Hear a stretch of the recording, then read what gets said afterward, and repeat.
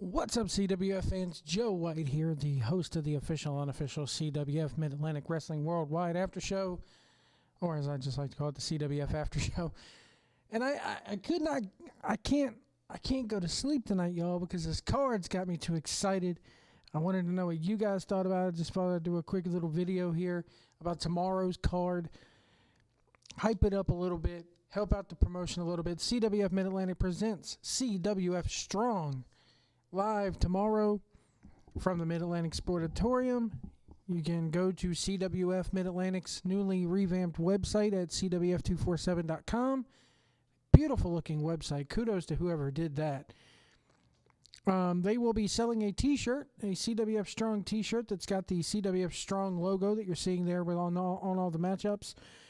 Proceeds from that shirt go to help Crossroads, which is a local crisis counseling center there in Alamance, North Carolina, or Alamance County, North Carolina, more specifically, I think, Burlington.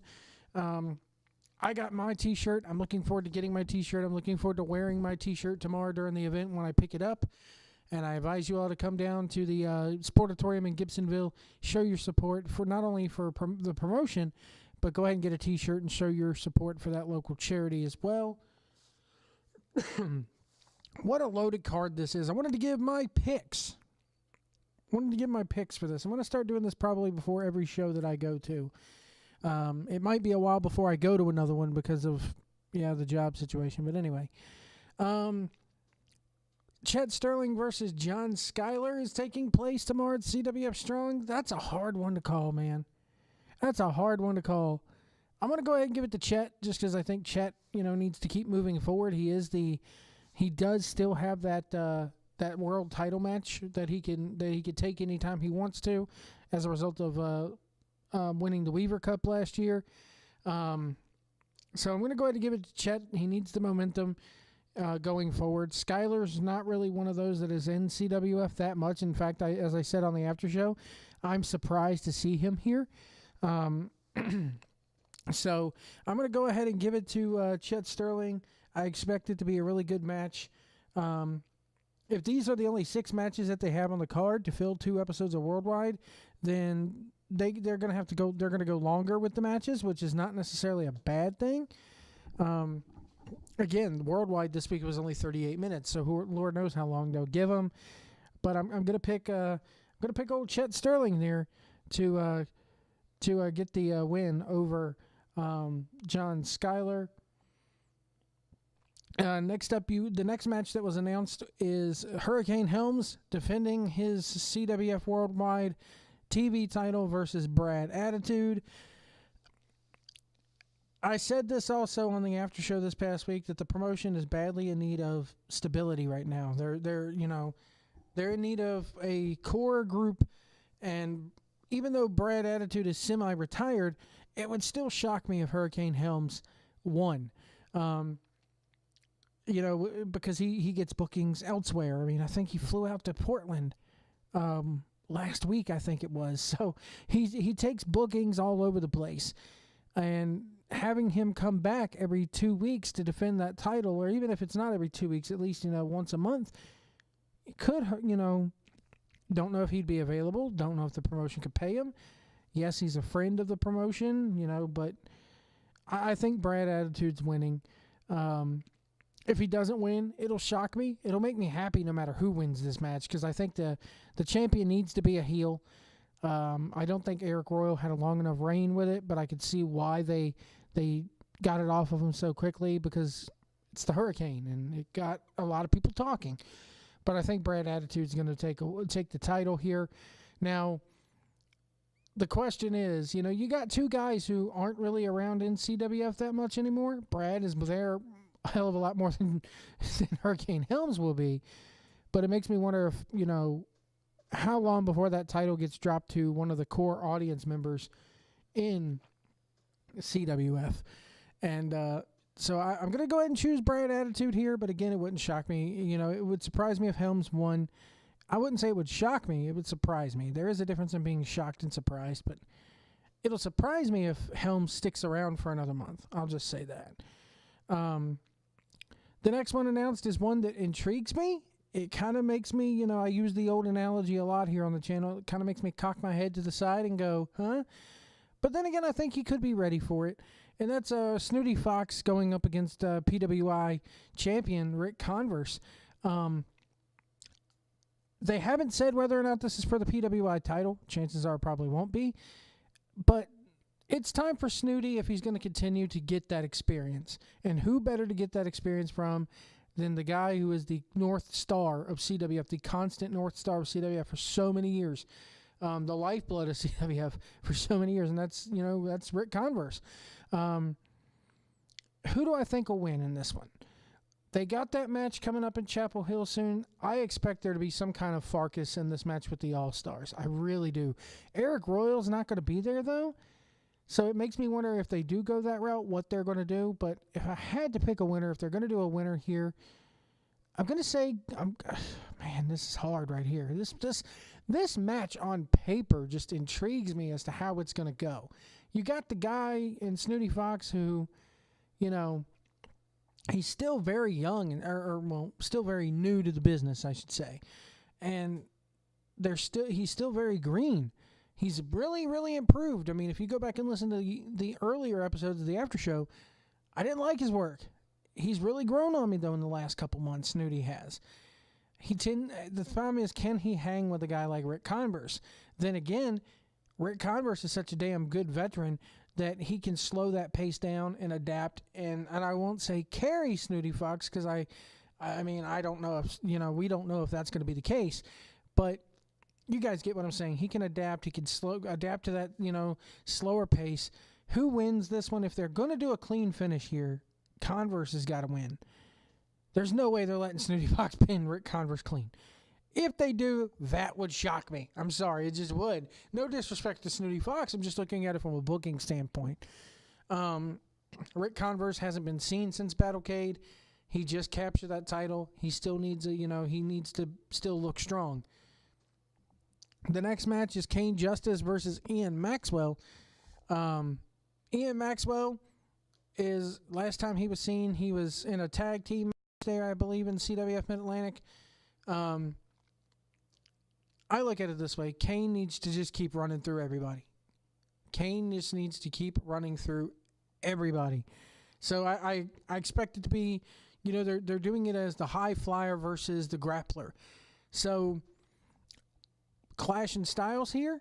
So, but maybe these styles clash, no pun intended, that this match needs and a card needs, because everybody's pretty much, kind of evenly matched. Chet and Skylar evenly matched. Brad and Sugar Shane, Hurricane Helms, equally matched up in styles. Rick Converse and Snooty Fox, dare say, even, matched up in styles if Rick Converse chooses to adapt.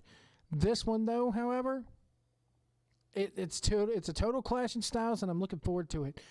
I think Kane gets the win with the twist ending. And it's going to be a win. It's going to be a clean win. I don't know what's going to happen afterwards. We don't know what's going to happen with Kane Justice, period, in 2018 yet. He's coming off of a big win against Jesse Adler. He's coming off of a big win at Battlecade against Nick Richards.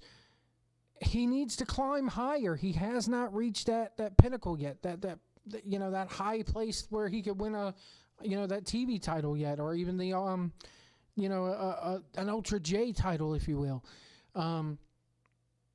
But let me know in the comments below. That's an interesting question. What do you think Kane is going to capture first? TV title, RGL title, or World or Mid-Atlantic title? That's an intriguing one for me. But I think Kane Justice gets the win with the twist ending. I look for it to be a hell of a match. I would be shocked if they went past 20 minutes, but that's just me thinking out of my ass. But I think Kane Justice gets the win with the twist ending. Zayn and Dave Dawson have an open tag team challenge. They have not said whether or not it's for the belts or not. So Aaron Biggs and Snooty Fox recently kind of formed a team up on Worldwide with them helping each other out, whatever the case may be. It's not an official team, but seeing as how Snooty Fox is not in, Snooty Fox is in a match with Rick Converse, I don't look for that to happen. I do look for Aaron Biggs to show his space in this capacity with this tag team open challenge. I don't know who his partner is, and that right there is crazy. Another option that I think may happen is Nick Richards and Michael McAllister might step up and challenge the Dawsons. Are they ready as a team? Some would say probably not, because it's a recent team up with those two. They recently just formed this team. But then again, maybe this is the win that team needs to get over. We don't usually see the Dawsons every show. But like I said, I think it's a matter too of keeping these belts at a point where they can be defended every show if need be. Last time Zane wasn't there. It was just Dave. So I think it's going to... I'm split down the middle. Half of me, the devil and angel pop up. The angel says Aaron Biggs with somebody.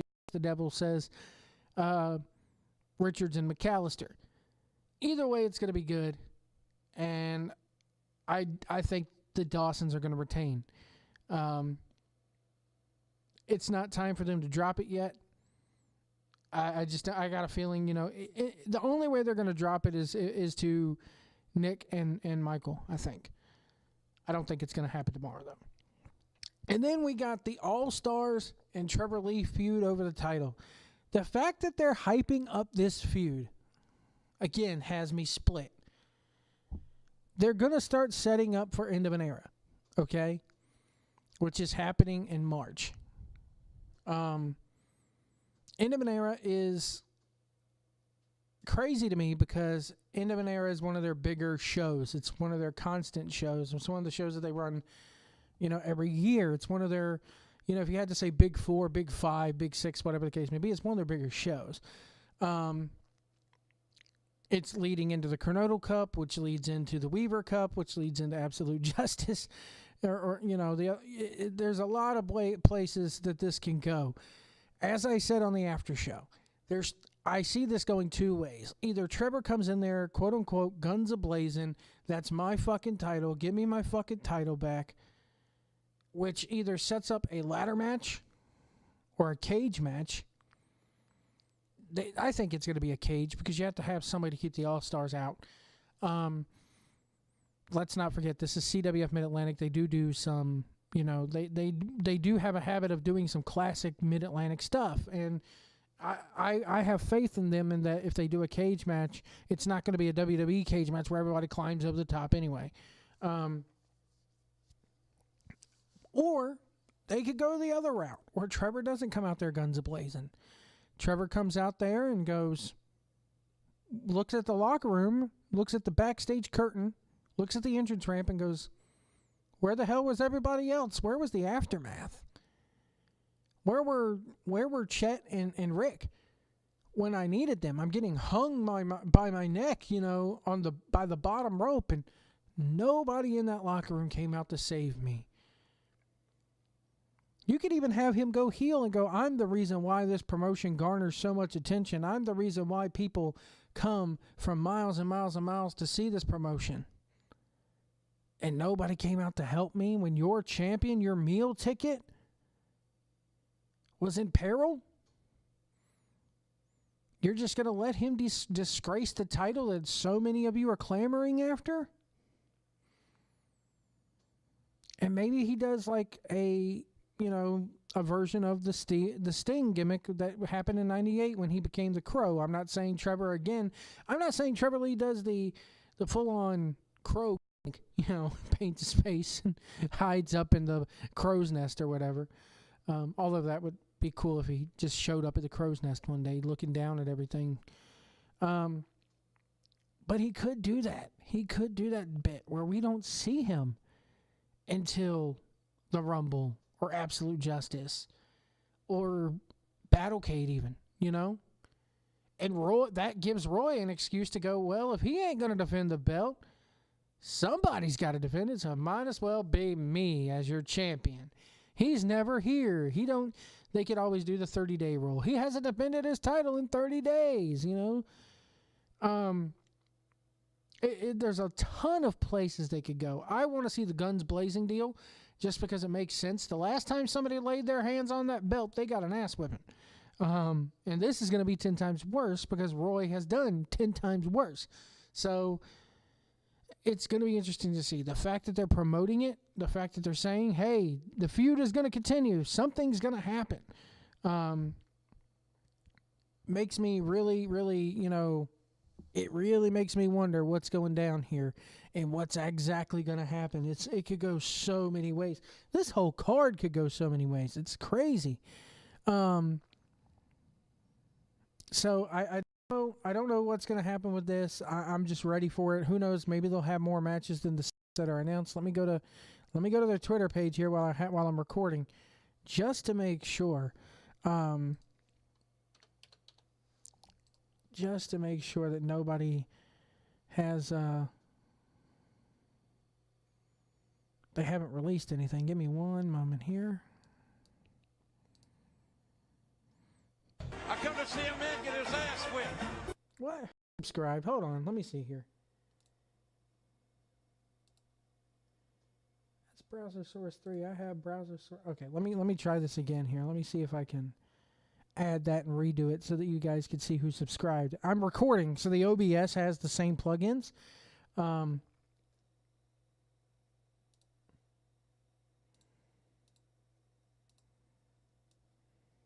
Let's see who subscribed. I come to see a man get his ass whipped. Prodigy Sabays 1001. Thank you so much for subscribing to the channel. I greatly much appreciate it. Anything can happen when I'm recording because, like I said, I use the same program, but I set up a different layout for this recording. It did not include the other one, or did not include the plugin. But it is in my other scenes here on the OBS, so that's why you heard it, and that's why I wanted to make sure I give that subscriber a proper shout out. And of course, I'll give him a shout out again on Wednesday when we do the official and unofficial CWF Mid-Atlantic After Show. If you like what you're hearing, hit that like button, hit that subscribe button, and please share the content. Even if it's just a share on Twitter, I greatly appreciate it. It greatly helps me. Patreon, my $1 Warriors today got a video of me doing commentary and giving my thoughts on a popular pro wrestling documentary that aired in the year 2000 on the Discovery Channel. Give you a quick hint as to what it was. It was shot in California, and if you want to find out and watch that video, you got to be a $1 warrior over at patreon.com/FromPillowToPostLive. Link below in the description. $1 a month is all I'm asking for, guys. If you can swing that $1 a month my way, I would greatly appreciate it. Not only will you get content like what I put up there today, but you get the audio version of the official and unofficial CWF Mid-Atlantic After Show. I greatly much appreciate all my Patreon subscribers.